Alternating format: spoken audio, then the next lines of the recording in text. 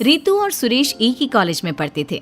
Ritu college की सबसे सुंदर लड़की थी, वहीं सुरेश कॉलेज का काफी फेमस लड़का था। कॉलेज की ज्यादातर लड़कियां सुरेश पर फिदा थीं। वहीं सुरेश भी फ्लर्टिंग में काफी तेज था, मगर वो हमेशा सपने देखता कि रितु उसकी गर्लफ्रेंड बन जाए। रितु को भी सुरेश अच्छा लगता था। एक दिन सुरेश कैंटीन में सही मौका देखकर रितु को प्रपोज कर देता है। उस दिन के बाद से रितु और सुरेश कॉलेज के बेस्ट कपल में गिने जाने लगे। रितु को लगता कि सुरेश दुनिया का सबसे अच्छा लड़का है और वो उससे बहुत प्यार करता है। मगर सुरेश रितु के अलावा और भी कई लड़कियों से बातें करता और उन्हें अपनी गर्लफ्रेंड बनाने का नाटक करता। एक दिन कॉलेज में रितु की फ्रेंड ने रितु से कहा, रितु, तुझे पता है सुरेश तुझसे चीट कर रहा है? पागल हो क्या? सुरेश कभी ऐसा नहीं कर सकता। वो मुझसे बहुत प्यार करता है। तुझे नहीं पता, मैंने सुरेश को कई बार अलग अलग लड़कियों के साथ घूमते देखा है। मैं तुम्हारी बात पर भरोसा नहीं करती। रितु, तुम्हें मेरी बात सच नहीं लग रही है ना? देख लेना, एक दिन बहुत पछताओगी। कुछ दिनों के बाद एक शाम रितु अपनी फैमिली के साथ रेस्टोरेंट में खाना खाने गई। वहां उसे सुरेश किसी लड़की के साथ उसके हाथों में हाथ डालकर बैठा हुआ देखा, जिसे देख रितु के तो होश ही उड़ गए। उसने सुरेश को कॉल किया, लेकिन सुरेश ने उससे झूठ बोलकर फोन काट दिया। अगले दिन कॉलेज में, सुरेश, तुम्हारी मुझसे झूठ बोलने की और मेरे साथ धोखा करने की हिम्मत कैसे हुई? अगर कल रात मैंने खुद अपनी आंखों से तुम्हें उस लड़की के साथ रेस्टोरेंट में नहीं देखा होता तो शायद कभी यकीन नहीं करती कि तुम ऐसा कर सकते हो। जब सब सच पता चली गया है तो अभी तक यहाँ क्या कर रही हो? जाओ, मुझे अब तुम्हारी कोई जरूरत नहीं है। मैं तुमसे बहुत प्यार करती हूँ, तुम मेरे साथ धोखा कैसे कर सकते हो? ओह प्लीज, अब ये रोना धोना मेरे सामने मत करो, चली जाओ यहाँ से। सुरेश रितु को रोता हुआ छोड़कर वहां से चला जाता है। उस दिन रितु को एहसास होता है कि उसकी फ्रेंड ने सुरेश के बारे में जो कुछ भी कहा था सब सही था। रितु अपनी फ्रेंड के घर जाती है। यार, तूने सही कहा था, सुरेश ने मुझे धोखा दिया। मैंने तो तुझे पहले ही समझाया था, मगर तूने मेरी बात ही नहीं मानी। मगर अब रोने से क्या फायदा? इससे तेरी ही सेहत खराब होगी, उससे कोई फर्क नहीं पड़ेगा। तो फिर मैं क्या करूं? अब रितु की फ्रेंड उसके कान में कुछ कहती है और दोनों मुस्कुराने लगती हैं। अगले ही दिन से रितु कॉलेज और शहर बदलकर अचानक सुरेश की जिंदगी से गायब हो जाती है, जिसका सुरेश पर भी कुछ खास असर नहीं पड़ता। इसी तरह कुछ महीने बीत जाते हैं। ओए, आज मेरे भाई की शादी है, आज मेरे भाई की शादी है। शादी मेरी है? अरे तू इतना खुश क्यों हो रहा है? मेरा खुश होना तो बनता ही है ना भैया, आखिर मेरी भाभी जो आ रही है। सुरेश अपने भाई की शादी के लिए काफी खुश होता है। घर में शादी की जोर शोर से तैयारी होती है। सुरेश भैया की शादी में खूब एंजॉय करता है और अगले दिन घर में लंबा सा घूंघट किए बहू गृह प्रवेश करती है, जिसके बाद सुरेश अपनी भाभी के पास जाता है। अरे भाभी, आपका रिश्ता पक्का होने से लेकर सगाई तक मैं यहाँ नहीं था, और शादी से घर तक आप ये घूंघट में ही है। अब टाइम आ गया है, एक बार घूंघट उठाइए, मैं आपका चेहरा देखना चाहता हूँ भाभी। तुझे भाभी का चेहरा देखने की बहुत जल्दी लग रही है। अरे जल्दी क्यों ना हो माँ, भैया के पास भाभी की एक फोटो तक नहीं थी और भाभी किसी सोशल मीडिया पर भी नहीं है। हमें भी तो उनसे मिलना है, आखिर इनका इकलौता देवर हूँ मैं, और मैंने अभी तक एक बार भी इनका चेहरा नहीं देखा। लो बहू, अपने इकलौते देवर को अपना चांद सा चेहरा दिखा ही दो। सास के बोलने पर जैसे ही दुल्हन अपना घूंघट उठाती है तो उसका चेहरा देख सूरजमुखी के जैसा खिला सुरेश का चेहरा अचानक बुझी हुई मोमबत्ती जैसा हो जाता है। उसके चेहरे की तो हवाइयां ही उड़ जाती हैं। क्या हुआ देवर जी, मुंह में कुछ अटक गया है क्या? नहीं, ऐसी बात नहीं है भाभी। सुरेश को कुछ समझ में नहीं आ रहा था कि रितु की शादी भैया से कैसे हो गई। और अब रितु इस घर में आ गई है तो कहीं वो सुरेश के बारे में सारी सच्चाई सबको बताना दे। बेटा, अब आएगा मज़ा। अब सुरेश अपने कमरे में चला जाता है। उस रात वो सिर्फ करवटें बदलता रहता है पर सो नहीं पाता। उसे पूरी रात यही चिंता लगी रहती है कि अगर उसने घर वालों को उसके बारे में बता दिया तो क्या होगा। अगले दिन सुरेश रितु के पास जाता है और उससे बात करने की कोशिश करता है, मगर रितु किसी न किसी बहाने उससे बात करना इग्नोर करती है, जो सुरेश को और ज़्यादा बेचैन बना देता है। अब मैं क्या करूं? अब तो इसे कुछ बोल भी नहीं सकता, भाभी जो बन गई है। इसी तरह दिन बीतने लगते हैं। एक शाम जब सब कहीं बिजी होते हैं तो सुरेश मौका देखकर रितु के कमरे में चला जाता है। देखो रितु, मुझे नहीं पता तुमने मेरे भैया से शादी क्यों की है, लेकिन अगर मुझसे बदला लेने के इरादे से आई हो ना, तो मैं आज तुम्हें बता दूं कि प्लीज़ ऐसा कुछ मत करना। मेरे घर वालों को मेरे या हमारे बारे में कुछ भी मत बताना, प्लीज़। रितु को ये बात सुनकर और सुरेश की हालत देखकर हंसी आ जाती है। सुरेश, तुम तो हमेशा अपनी अकड़ में रहते थे। तुम्हें तो किसी से कोई फर्क नहीं पड़ता था ना, और तुम्हें तो मेरे होने या नहीं होने से भी कोई फर्क नहीं पड़ता था। फिर आज मेरा यहाँ होना तुम्हें इतना परेशान क्यों कर रहा है? वैसे एक बात और, तुम्हें लड़कियों की ज़िंदगी के साथ खेलने में बहुत मज़ा आता है ना। अब देखो, ये लड़की तुम्हारी ज़िंदगी के साथ क्या करती है। ये कहकर रितु कमरे से बाहर चली जाती है और सुरेश रितु की बात सुनकर पहले से भी ज़्यादा घबरा जाता है। रितु जब भी अपने सास ससुर के पास जाती, उनसे बात करती या उनके पास बैठती तो सुरेश की धड़कनें बढ़ जाती। उसे हमेशा यही डर लगा रहता कि कहीं रितु उसकी सच्चाई सबको बता ना दे। अब उसका हर दिन इसी चिंता और डर में बीतने लगा। एक दिन पूरा परिवार एक साथ बैठकर बातें कर रहा था। मम्मी पापा, मुझे आपसे एक बहुत ज़रूरी बात करनी है। रितु के ऐसा बोलते ही सुरेश की तो जैसे सांसें थम जाती है। उसे लगता है कि आज तो रितु उसकी ज़िंदगी का सारा कच्चा चिट्ठा माँ बाप को बता ही देगी। अब रितु की नज़र सुरेश के चेहरे पर होती है। मुझे आप लोगों को एक बहुत इम्पोर्टेंट बात बतानी है। हाँ बताओ बेटा, क्या हुआ? पापा, आज कितनी गर्मी है ना। गर्मी तो बहुत है। चलो ना एक नया एसी खरीद लाते हैं। आइडिया बुरा नहीं है, तो चले फिर। अरे पर अभी? हाँ, आप ही तो बोलते हैं ना, कल कर सो आज कर, आज करे सो अब, इसीलिए अभी चलते हैं। इस पर सुरेश ज़बरदस्ती अपने भाई और पापा का हाथ पकड़कर उन्हें उठाकर एसी खरीदने ले जाता है। पीछे से रितु उसे ऐसा देखकर धीरे धीरे मुस्कुरा रही होती है। अब हर रोज़ घर में ऐसा ही होता, जहाँ रितु घर वालों से बात करने जाती और सुरेश उसकी बात को काटने की कोशिश करता। देखते देखते दिन, फिर हफ्ते और महीने बीतने लगे। अब सुरेश भी रोज़ रोज़ के इस नाटक से परेशान हो गया था। मैंने रितु को कुछ ज़्यादा ही अंडर एस्टिमेट कर दिया। अब मैं एक और दिन इस डर के साथ नहीं रह सकता। अब या तो मैं ये घर छोड़कर जाऊंगा या खुद ही सबको सारी सच्चाई बता दूंगा। फिर देखता हूँ ये रितु मुझे कैसे टॉर्चर करती है। अगले दिन संडे होता है। घर में सब एक साथ बैठकर लंच कर रहे होते हैं। तभी रितु एक बार फिर से कहती है, मुझे आप सबसे सुरेश के बारे में कुछ बहुत ज़रूरी बात करनी है। रितु के मुंह से अपना नाम सुनकर सुरेश के चेहरे की हवाइयाँ उड़ जाती है। वो क्या है ना कि इससे पहले कि वो कुछ बोलती, सुरेश घबराकर खुद ही बिना रुके अपने सारे कर्म घर वालों को बताना शुरू कर देता है, जिसे सुन घर वालों की आंखें खुली की खुली रह जाती हैं और अब वो रितु की तरफ देख रहे होते हैं। मुझे माफ़ कर दो मम्मी पापा, मुझसे बहुत बड़ी गलती हो गई। मैंने अपनी लाइफ में बहुत गलतियाँ की है। अब मैं दोबारा ऐसा कभी किसी के साथ भी नहीं करूँगा। तुमने सही कहा था बेटा। आज तेरे मुंह से तेरे सारे कुकर्मों के बारे में सुनकर और तेरा यह पछतावा देखकर समझ में नहीं आ रहा कि तुझे मारे या माफ करे।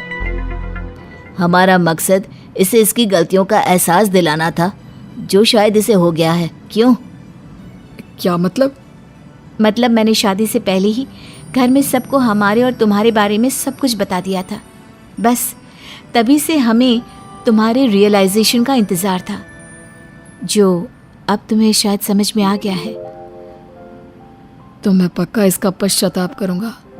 मैं उन सब लड़कियों के पास जाकर उनसे माफ़ी मांगूंगा और शुरुआत यहीं से होगी। भाभी, मुझे माफ़ कर दो।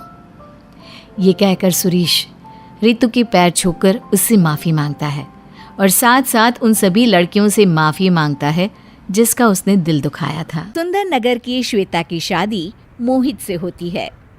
शादी के बाद श्वेता बहुत ही खुश थी और वो अपने ससुराल वालों को खुश करने के लिए कभी खाना बनाने की क्लास लगाती तो कभी सिलाई कढ़ाई सिखाती। वो हर काम में सर्वगुण संपन्न थी। मोहित एक गुजराती परिवार का लड़का है। एक दिन सास ने कहा, अरे बहू, तू जितनी सुंदर है ना, क्या उतना अच्छा खाना बनाना भी आता है? हाँ माँ जी, मुझे हर तरह का खाना बनाना आता है। आप बताइए तो सही, आपको क्या खाना है? मैं तो सिर्फ फाफड़ा ढोकला खाती हूँ और खिलाती हूँ। लेकिन माँ, खाने को तो और भी कई अच्छे आइटम हैं। ये देखो, ज्यादा जबान मत लड़ा, जितना बोला है उतना ही कर। अब जाकर खाना बना, खाने का समय हो गया है। श्वेता किचन में सास के पसंद का खाना तो बनाती है, पर साथ ही पंजाबी दाल मखनी भी बनाती है। खाने में सबको दाल मखनी बहुत पसंद आती है और सब उसकी तारीफ भी करते हैं। अरे वाह वाह बहू, ऐसा लग रहा है जैसे किसी होटल में खाना खा रहे हैं। जुग जुग जियो बेटा। अब हम तो ऐसे ही खाने के शौकीन हैं, लेकिन पता नहीं क्यों ये खाना तेरी सास बनाती ही नहीं है। अब क्या था, श्वेता की तारीफ सुनकर सास की सांस फूल जाती है और वो श्वेता को अकेला देख उस पर चिल्लाने लगती है। ए देख बहू, इस घर में मेरा राज चलता है। यहाँ की मैं महारानी हूँ और हाँ, गुजराती घर में गुजराती खाना ही बनेगा। मैं यही बनाती हूँ और मेरी सास भी यही बनाती थी, उनकी सास भी। तभी श्वेता उन्हें बीच में रोकती है। देखिए माँ जी, मैंने हर स्टेट के साथ हर देश का खाना बनाने का कोर्स किया है। मैं चाहती हूँ आप एक बार चख कर तो देखिए। हमें जीवन में हर चीज़ का स्वाद तो लेना चाहिए ना। तभी श्वेता का पति और ससुर वहाँ आ जाते हैं और श्वेता की बात पर उसका समर्थन करते हैं। हाँ हाँ श्वेता, क्यों नहीं। मैं तो अक्सर बाहर खाना खाता था, लेकिन तुम ये सब मुझे घर में बनाकर खिला दो। अरे वाह, तो मज़ा ही आ जाएगा। हाँ बेटी, मैं भी बचपन से बस वही गुजराती खाना खा रहा हूँ। मैं ये नहीं कहता कि गुजराती खाना अच्छा नहीं होता। अरे देखा जाए तो गुजराती खाने का स्वाद ही निराला है, लेकिन कभी कभी मन करता है कि कुछ और भी खाए। मैं तो बाहर का खाना पसंद भी नहीं करता। अगर ये खाना घर में बन जाए तो बात ही बन जाए। इतनी सारी बात के बाद तो सास का पारा चढ़ना ही था। वो सबके सामने कुछ नहीं बोलती है, लेकिन मन ही मन श्वेता के प्रति जलन पैदा कर लेती है। वो सोचती है कि किसी भी तरह श्वेता को दूसरा खाना बनाने से रोकना ही पड़ेगा। और फिर एक दिन श्वेता खाने की टेबल में चाइनीज खाना बनाकर रखती है। साथ ही सास के लिए गुजराती खाना भी सजा देती है। सभी चाइनीज खाना बड़े ही स्वाद से खाते हैं और श्वेता की तारीफ करते हैं। वहीं अब श्वेता कभी थाई तो कभी कॉन्टिनेंटल तो कभी साउथ इंडियन हर तरह का खाना बनाती, लेकिन सास के लिए साथ में गुजराती खाना बनाना कभी ना भूलती। एक बार उन लोगों के घर श्वेता की सास की सहेली अमेरिका से आती है। श्वेता उन्हें अमेरिकन खाना बनाकर खिलाती है। सास की सहेली खुश हो जाती है और श्वेता की सास से कहती है, तुम्हारी बहू तो इतना अच्छा अमेरिकन खाना बनाती है। इतना अच्छा तो मैंने अमेरिका में भी नहीं खाया। अगर तुम बुरा न मानो तो मैं एक बात कहूँ। हाँ हाँ बोलो ने। मैं भारत में एक पार्टी दे रही हूँ जहाँ मेरे कुछ अमेरिकी दोस्त भी आ रहे हैं। अगर तुम्हारी बहू उन लोगों के लिए खाना बना देगी तो मैं उसे 1 लाख रुपये दूंगी। सास 1 लाख का नाम सुनकर खुश हो जाती है। हाँ, क्यों नहीं, जरूर जरूर। अरे वो अमेरिकन क्या, जिस किसी भी देश या राज्य का नाम बोलो ना, वहाँ का खाना बना लेती है वो। लाखों में एक है मेरी बहू। हाँ। अब क्या था, श्वेता की सास ने अपना कैटरिंग का काम शुरू कर दिया। अब श्वेता खाना बनाती है और सासू माँ बैठकर पैसे गिनती है। ऋषि अपनी शहरी पत्नी डेजी को अपने गांव लेकर जा रहा है। डेजी को तरह तरह के कपड़े पहनना पसंद था। वो अपने फैशन सेंस से गांव में छा जाना चाहती थी। दरवाजे पर ही डेजी अपने सास ससुर से मिलती है। हेलो मॉम जी। मॉम? अरे मॉम बोल रही है? बेटा, इतना सफेद रंग भी नहीं है मेरा कि तुम मुझे मॉम बोले। खैर, मैं तो तारीफ से पिघल जरूर जाऊंगी। नमस्ते डैड जी। बेटा, इसकी तारीफ में मॉम बोल दिया।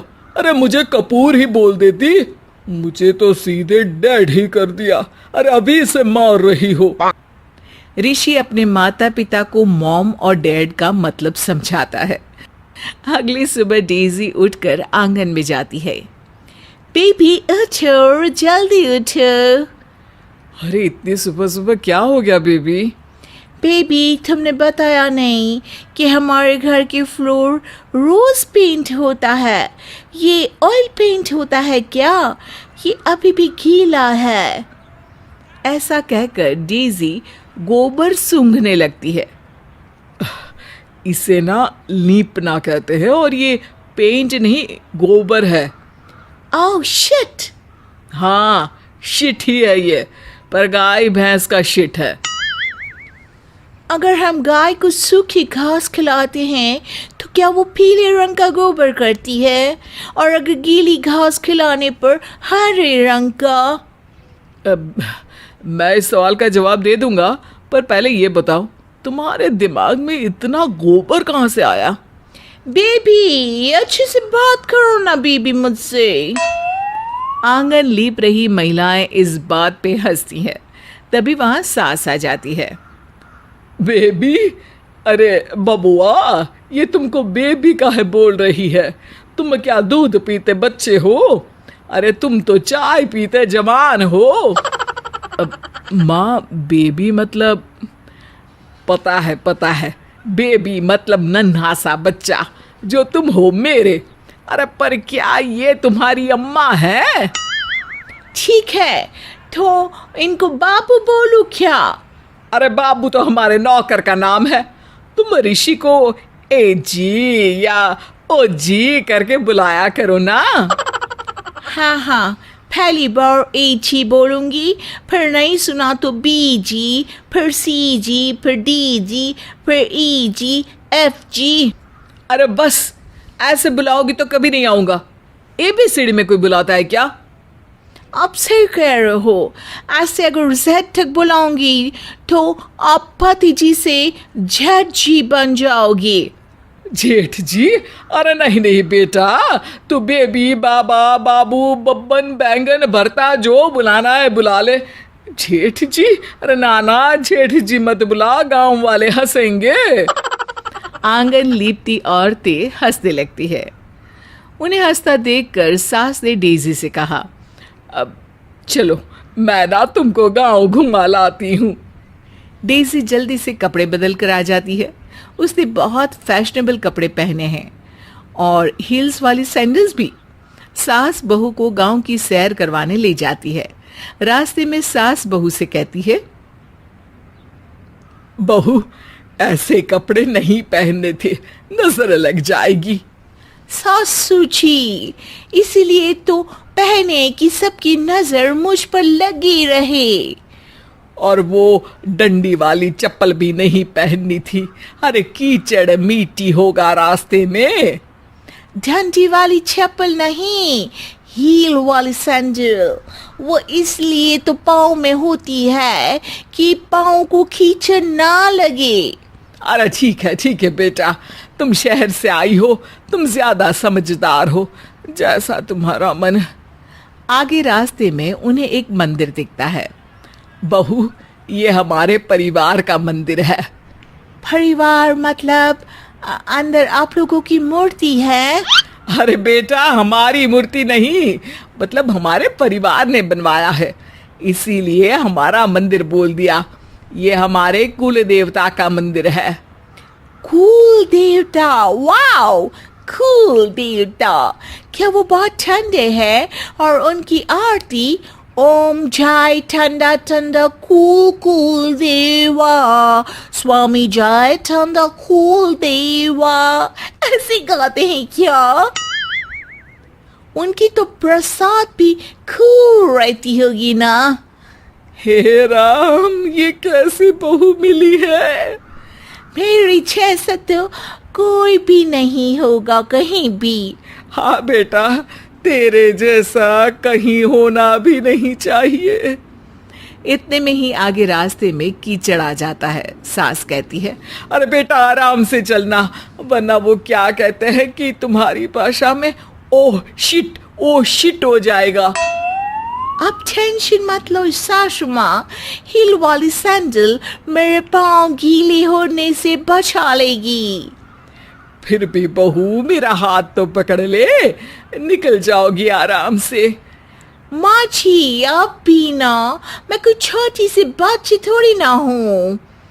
सास बहू की बात मान के अकेले ही आराम से कीचड़ से निकल जाती है। थोड़े बहुत पाँव जरूर गंदे होते हैं, लेकिन जैसे ही बहू कीचड़ में उतरती है, उसकी हिल वाली सैंडल कीचड़ में धंस जाती है। बहू कीचड़ में फंस जाती है और घबरा जाती है। देखने वाले रुक जाते हैं, बहू कीचड़ में है। जैसे ही वो अपना अगला कदम बढ़ाती है, मिट्टी की चिकनाई से फिसलकर वो कीचड़ में गिर जाती है। सब लोग हंसने लगते हैं। आसपास के बच्चे चिढ़ाने लगते हैं, नई बहू गिर गई धड़ से रे, लथपथ हुई कीचड़ से रे, लथपथ हुई कीचड़ से रे। बहू बच्चों जैसी रोने लगती है। अरे बहू, उठो, कोई बात नहीं, छोटी बच्ची तो हो नहीं तुम, तो बच्चों जैसे रोना तो बंद कर दो। आपने सही कहा था, ना फैशनेबल कपड़े पहनती और ना हिल वाली सैंडल। हाँ, और मेरा हाथ भी अगर पकड़ लिया होता। हाँ, हाथ पकड़ लेती तो कीचड़ मुझे नहीं पकड़ता। भाई, खेत घूमने आई थी, कीचड़ में घूम के जा रही हो। अब मुझे नहाना पड़ेगा। हाँ बेटा, गोबर भी लग गया है। वो क्या कहते हैं तुम्हारी भाषा में? ओ शिट हो गया। पूरे देश में लॉकडाउन के चलते मीरा और मानव की लड़ाई हो जाती है और मिसअंडरस्टैंडिंग के चलते उनका ब्रेकअप भी हो जाता है, जिस वजह से दोनों गुस्से में अपने अपने परिवार वालों को अरेंज मैरिज करने के लिए हाँ बोल देते हैं। मुझे किसी की फोटो नहीं देखनी, आपको जो पसंद हो करा दो उससे शादी। फोटो देखने के लिए ऐसे कह रहे हो जिससे शाहरुख ढूंढ कर लाए हो। कर दो शादी पक्की, जिससे भी करनी हो। बच्चों के फैसले पर दोनों के घर वाले शादी पक्की कर देते हैं। शादी के दिन सबके मुंह पर मास्क लगा होने की वजह से कोई एक दूसरे को देख नहीं पाता और शादी संपन्न हो जाती है। शादी के बाद ससुराल पहुंचने पर जब पहली बार मीरा और मानव एक दूसरे के आमने सामने आते हैं तो एक दूसरे को देखकर हैरान रह जाते हैं। तुम, मेरे घर वालों को भी इतनी बड़ी दुनिया में तुम ही मिली। तुम्हें पसंद करके मेरे परिवार ने भी कोई शौर्य चक्र जीतने वाला काम नहीं किया। कहाँ फंस गई मैं? वहीं जहां तुम 2 महीने पहले तक बहुत खुशी खुशी फंसी हुई थी। आखिर खुद भी मानती हो ना कि मैं फंसी हुई थी। मीरा की बात पर मानव झुंझलाते हुए वहां से चला जाता है, जिसके बाद अब लॉकडाउन की वजह से पूरा समय घर में बंद रहने की वजह से वो दोनों किसी न किसी बात पर लड़ते ही रहते हैं। एक शाम मीरा रसोई में खाना बना रही होती है कि तभी मानव वहां आ जाता है। तभी सोचूं आज खाने में स्वाद क्यों नहीं था। पर पिछली रात तो तूने बहू के हाथ से बने खाने की बहुत तारीफ की थी बेटा। मानव बाबू, जल में रहकर मगर से बैर नहीं करते। कल खाना नहीं मिला तो? क्या बोली? माँ देख लो अपनी लाड़की बहू को, कुछ ज्यादा ही बोल रही है। अरे पति पत्नी की बात है, आपस में देख लो, मैं तो चली। ये कहकर मानव की मम्मी बाहर चली जाती हैं। लेकिन वो दोनों अभी भी लड़ाई करते रहते हैं, जिस कारण मीरा का ध्यान चूल्हे से हटता है और उसका हाथ जल जाता है। माँ, मर गई मैं, जल गई बहुत जल रहा है। मीरा का दर्द देखकर मानव बेचैन हो जाता है और तुरंत उसका हाथ ठंडे पानी में डुबा देता है। पागल हो, देख कर काम नहीं होता, बस लड़ाई कर लो, एक वही काम अच्छे से करती हो तुम। इतने में मानव की मम्मी रसोई में आ जाती है। अरे क्या हुआ?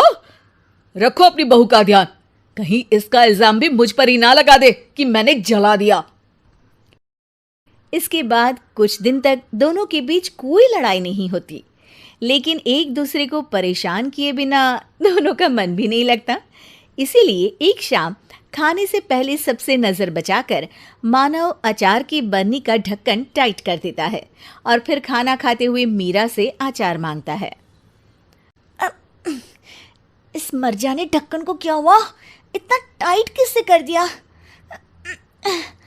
लो, अपने आप खोल लो। देखा, आखिर मदद के लिए मेरे पास आना ही पड़ा ना। मेरे बिना तुम्हारा होगा भी क्या? तुम्हारे बिना ये ढक्कन टाइट नहीं होता, ढक्कन इंसान।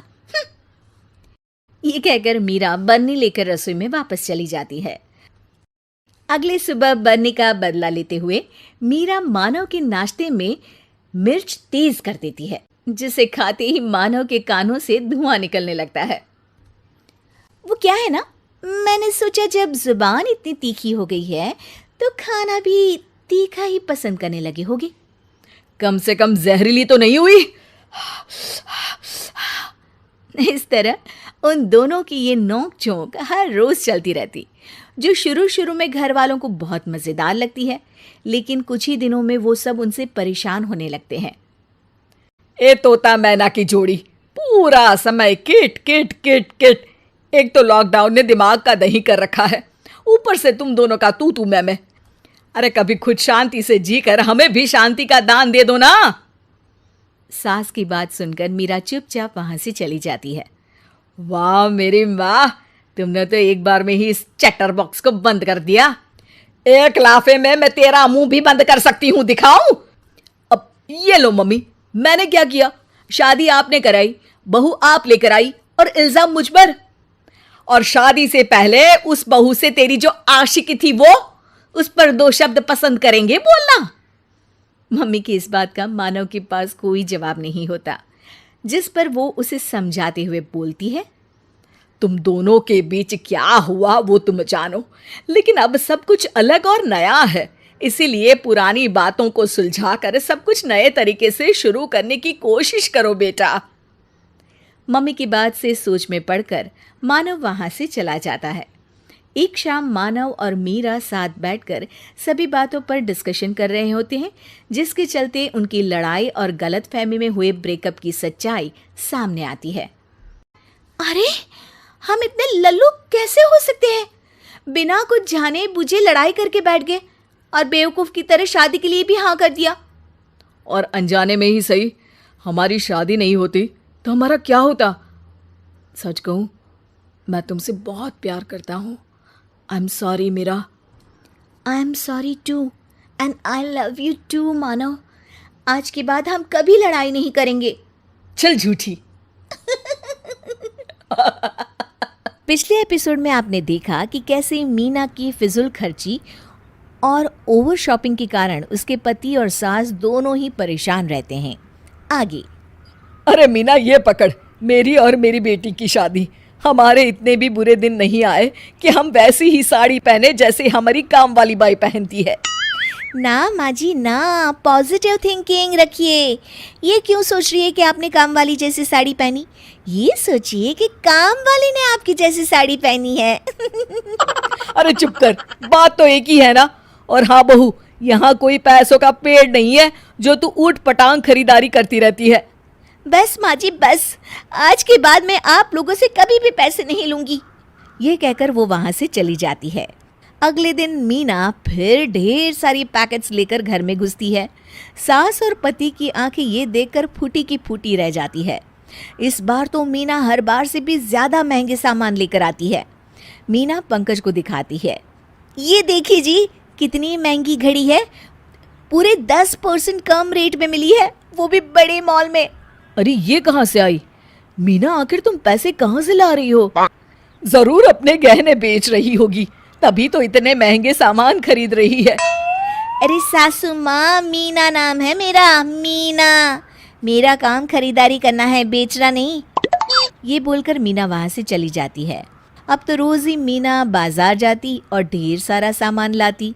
ना तो पति से पैसे लेती और ना ही सास से, और ना ही उनके दरवाजे कोई पैसे मांगने के लिए आता, यानी कि उधार भी बंद। अब ये बात माँ बेटे को किसी भी तरह से पच नहीं रही थी। सास एक दिन ये पता लगाने के लिए कि मीना कहाँ से पैसे ला रही है और शॉपिंग कर रही है, उसका पीछा करती है।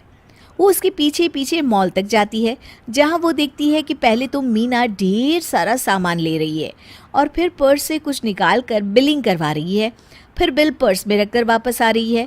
सास जल्दी से भागकर घर आ जाती है और कहती है, अरे इसके पर्स में पैसे आखिर कहाँ से आ सकते हैं?